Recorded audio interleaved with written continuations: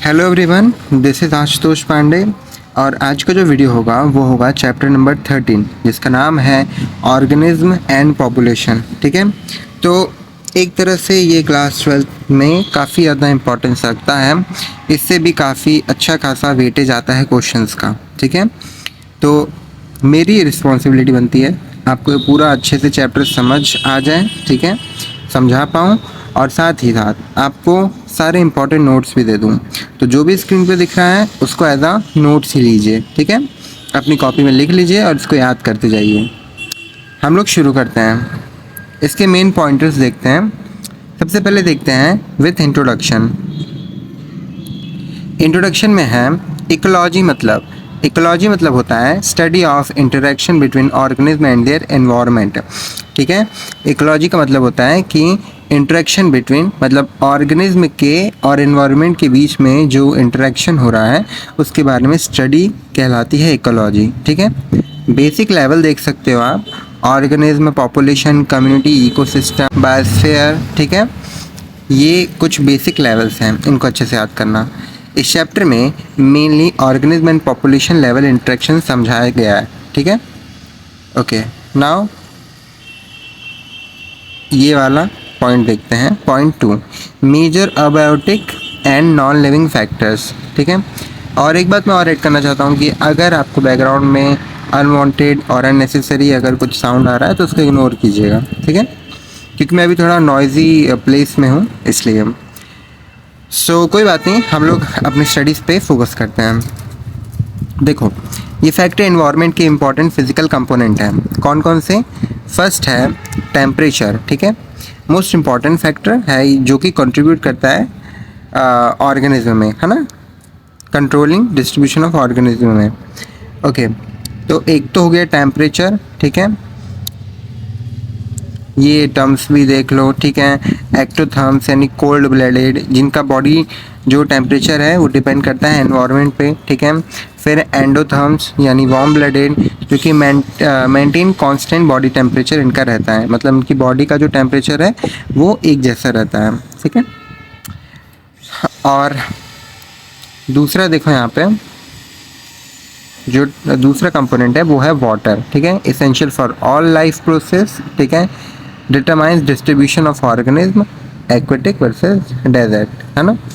Example, fish need specific salt concentration, salinity water. ठीक है, तो ऐसे वाटर में फिशेज रहती हैं। देखा जाए तो जो वाटर है वो हर लाइफ की डिमांड है। ठीक है, देन आगे देखते हैं थर्ड, लाइट मीन्स सनलाइट। ठीक है, सनलाइट, लाइट का मतलब है सनलाइट। ठीक है, फोटोसिंथेसिस के लिए रिक्वायर्ड है जो कि प्लांट करते हैं। ठीक है, तो ओवरऑल देखा जाए तो लाइट भी बहुत ज़्यादा एक इम्पॉर्टेंट फैक्टर है। देन नेक्स्ट है सॉइल। ठीक है, डिटरमाइंस वेजिटेशन टाइप यानी सैंडी, क्ले, ह्यूमस। ठीक है, तो ये डिफरेंट टाइप के सॉइल्स आते हैं और ऐसे मतलब बहुत सारे ऑर्गेनिज्म हैं, बहुत सारे प्लांट्स के स्पीसीज हैं जिनको एक स्पेसिफिक सॉइल का क्या चाहिए, टाइप चाहिए। ठीक है, जिसमें वो ग्रो कर पाएँ या फिर जिसमें वो अपने आप को अडॉप्ट कर पाएँ, है ना, सर्वाइव कर पाएँ। तो ये एक सॉइल भी एक मोस्ट इम्पॉर्टेंट कंपोनेंट है या फिर फैक्टर है, एक ही बात। देन आता है third, response of organism to environment. ठीक है, ऑर्गेनिज्म एनवायरनमेंट की चेंज पर अलग अलग रिएक्शन शो करता है। ठीक है, जब ऑर्गेनिज्म, मान लीजिए कि एक ऑर्गेनिज्म है वो माइग्रेट करके एक जगह से दूसरी जगह जा रहा है।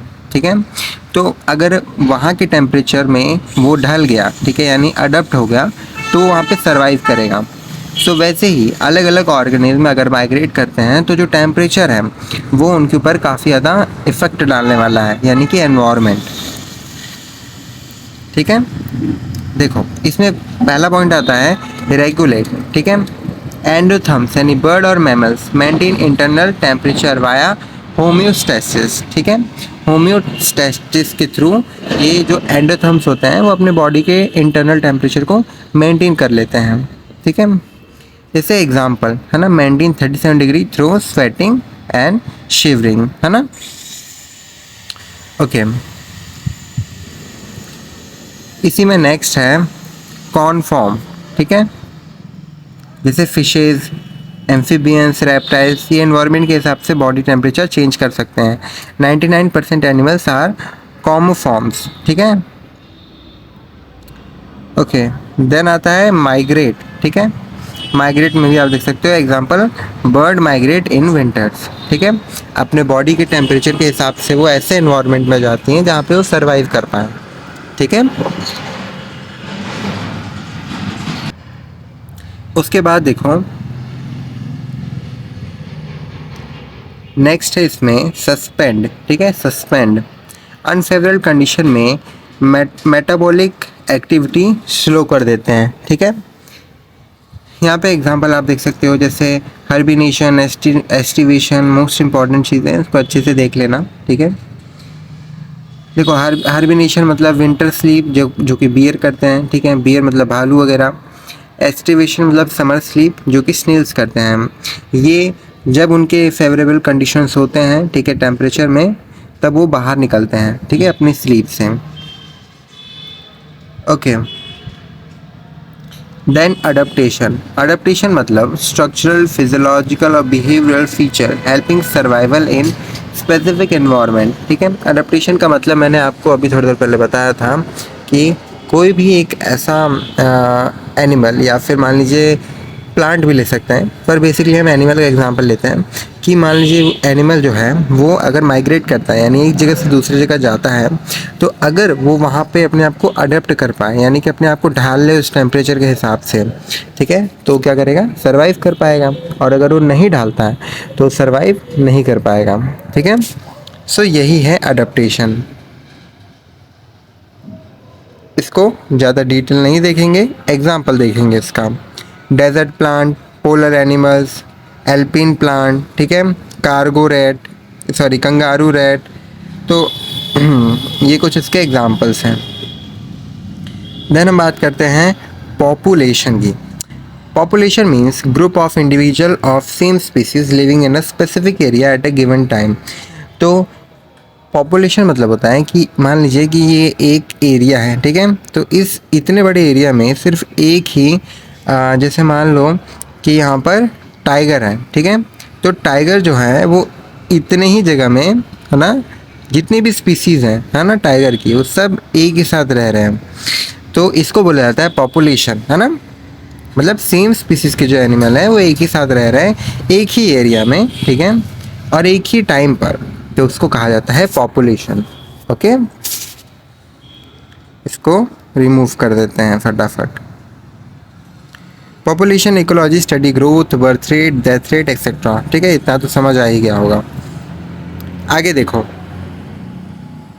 Population attributes, attribute explanation. देखो बर्थ रेट यानी नेटिलिटी, ये आपको टर्म्स हमेशा आएंगे, ठीक है, इनको इन टर्म्स को हमेशा याद रखना।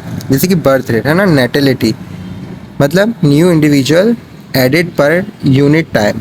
फिर death rate, sex ratio, age distribution, ठीक है, पॉपुलेशन डेंसिटी, इसकी आप डेफिनेशन यहाँ पे देख सकते हो, ठीक है। तो इसमें ज़्यादा टाइम वेस्ट नहीं करेंगे क्योंकि जो चीज़ें हैं सब सामने हैं, मैं बस आपको पढ़ के इसलिए बता रहा हूँ ताकि आपको चीज़ें टफ ना लगे, ठीक है। और जो पॉपुलेशन ग्रोथ है ना, आपकी बुक में दिया हुआ है, जो पॉपुलेशन ग्रोथ है उसके लिए कुछ बेसिक इक्वेशन दी हुई है ना। बी मतलब बर्थ, डी मतलब डेथ, आई मतलब इमिग्रेशन, ई मतलब इमिग्रेशन, ठीक है। और ये इम्पॉर्टेंट क्या है, इक्वेशन है। ओके, नाउ मूव करते हैं आगे। इसी में है एक्सपोनेंशियल ग्रोथ। एक्सपोनेंशियल का ग्रोथ जो ग्राफ है वो ऐसे शो होता है, ठीक है, तो ऐसे दिखाया जाता है एक्सपोनेंशियल ग्रोथ को, मतलब एकदम से बढ़ना, ठीक है। इसकी जो कंडीशंस हैं वो ऐसा आप देख सकते हो, ठीक है। इसमें जे शेप्ड कर्व फॉर्म होता है ना ग्राफ में। ओके, नाउ आगे बढ़ते हैं लॉजिस्टिक ग्रोथ, ठीक है। लॉजिस्टिक ग्रोथ कैसे फॉर्म होता है, एस शेप होता है, ठीक है, सिग्मॉइड कर्व, और इसकी जो डिमांड है, ठीक है, मतलब इसकी जो डेफिनेशन है यहाँ पर आप ये देख सकते हो, ठीक है। ओके, नाउ हम बढ़ते हैं नेक्स्ट, ठीक है, पॉपुलेशन इंटरेक्शन के ऊपर। इंट्रैक्शन टाइप स्पीसीज ए, स्पीसीज बी, एग्जाम्पल डिस्क्रिप्शन। मतलब कि मान लीजिए म्यूटलिज्म, ठीक है। म्यूटलिज्म आपको पता होगा, शायद नहीं भी पता है तो मैं बता रहा हूँ। म्यूटलिज्म मतलब होता है कि जहाँ पर दोनों एनिमल्स यानी दोनों ऑर्गेनिज्म, ठीक है, फ़ायदे में हो, ठीक है, फ़ायदे में हो, बोथ आर बेनिफिटेड। जैसे कि एल लाइकेन जिसमें एल्गी और फंगस होता है जो कि दोनों को ही फ़ायदा देते हैं, किसी को नुकसान नहीं होता है। कमेंसलिज्म मोस्ट पूछा जाने वाला क्वेश्चन है, ठीक है, यानी कि इसका एग्जांपल ऑर्चिड होना, mango tree, one benefited other unaffected. देखो कमेंसलिज्म का एग्जांपल मैं आपको यहाँ पर ड्रॉ करके बता दे रहा हूँ, ठीक है। मान लो यहाँ पे एक ये है मैंगो ट्री, ठीक है, ये एक मैंगो ट्री है। यहाँ पे मान लीजिए ये बुशेज है, ठीक है, झाड़ियाँ हैं। तो यहाँ से जो ऑर्चिड है, ठीक है, ये इसके ऊपर मतलब इसकी टहनियों के ऊपर बस लैंडेड है ना। तो ये जो ऑर्चिड है इसको इस पेड़ से क्या फ़ायदा हो रहा है, सपोर्ट मिल रहा है, ठीक है। पर ट्री जो पेड़ है उसको कोई भी हार्म नहीं हो रहा है, ना ही बेनिफिट हो रहा है। So it remain unaffected.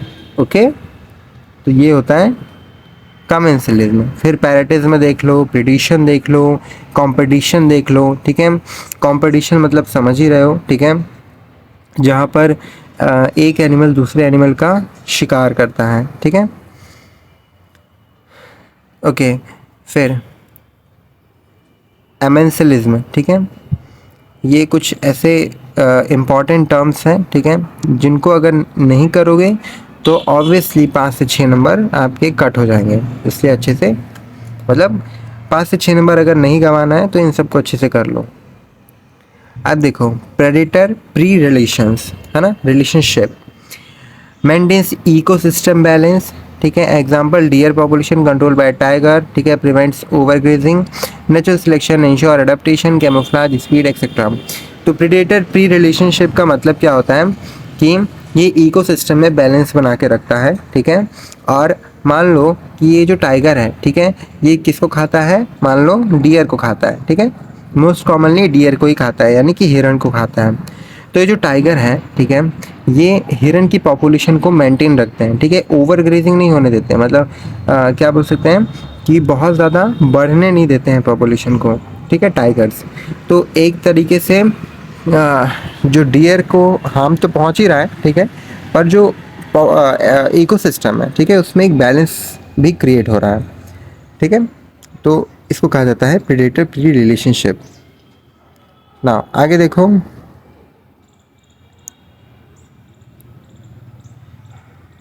Defences in pray, है ना, कैमोफ्लेज, ब्लेंडिंग विदाउट सराउंडिंग, ठीक है, कैमिलियन, केमिकल डिफेंस, ठीक है, monarch butterfly, bitter taste to birds, ठीक है, थॉर्न्स इन प्लांट, कैक्टस।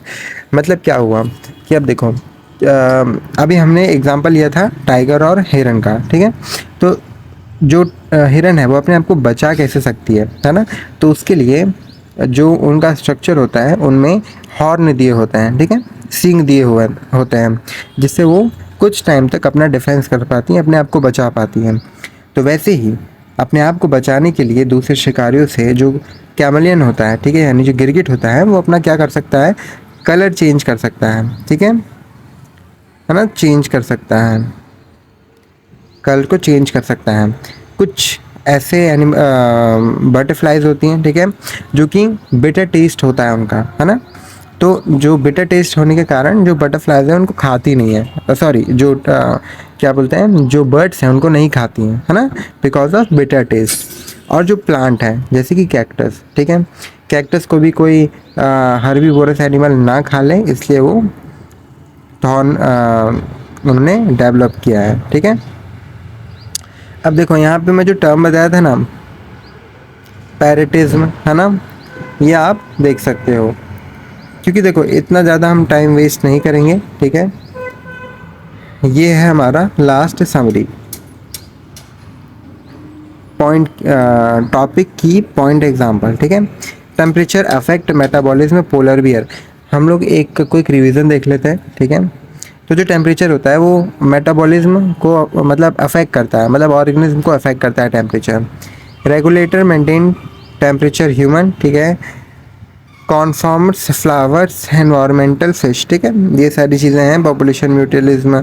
और ये प्लस माइनस देखो, ये जो चीज़ें हैं ना, ये देखो मैं बता दे रहा हूँ, जैसे कि म्यूटलिज्म था, है ना, यहाँ पे किसी को भी कोई हार्म नहीं पहुँच रहा था, तो एक ऑर्गेनिज्म को फ़ायदा हो रहा है और दूसरे ऑर्गेनिज्म को भी फ़ायदा हो रहा है। और अगर यही सिचुएशन में लूँ, ठीक है, मान लो कमेंसलिज्म का, ठीक है, जहाँ पर क्या हो रहा था, यहाँ पे क्या हो रहा था, एक को तो मस्त सपोर्ट मिल रहा था, ठीक है, यानी फ़ायदे में था, दूसरा नॉट अफेक्टेड था, यानी कि इसको कोई भी अफेक्ट नहीं पहुँचा, ठीक है। यही थी ऑर्गेनिज्म एंड पॉपुलेशन की समरी, ठीक है। और आई होप मैंने ऑलमोस्ट सारी चीज़ें कवर कर दी हैं, ठीक है, ऑलमोस्ट क्या सब चीज़ें कवर हो चुकी हैं। और मैं बस इतना ही बोलना चाहूँगा कि इस चैनल को अच्छे से आप लोग फॉलो कीजिए, द टोटल एनसीईआरटी को सब्सक्राइब ज़रूर से ज़रूर कीजिए, क्योंकि आपके लिए फ्यूचर में बहुत ज़्यादा हेल्पफुल होगा और ऐसे ही आपको वीडियोस मिलते रहेंगे, सिर्फ बायोलॉजी नहीं, ऑलमोस्ट हर सब्जेक्ट की, ठीक है। तो बस अपना सपोर्ट दिखाते रहिए, अपना प्यार दिखाते रहिए और एनसीईआरटी को सब्सक्राइब करके इसको फॉलो करते जाइए, ठीक है। हम मिलते हैं आपसे कल, तब तक के लिए स्टे ट्यून्ड।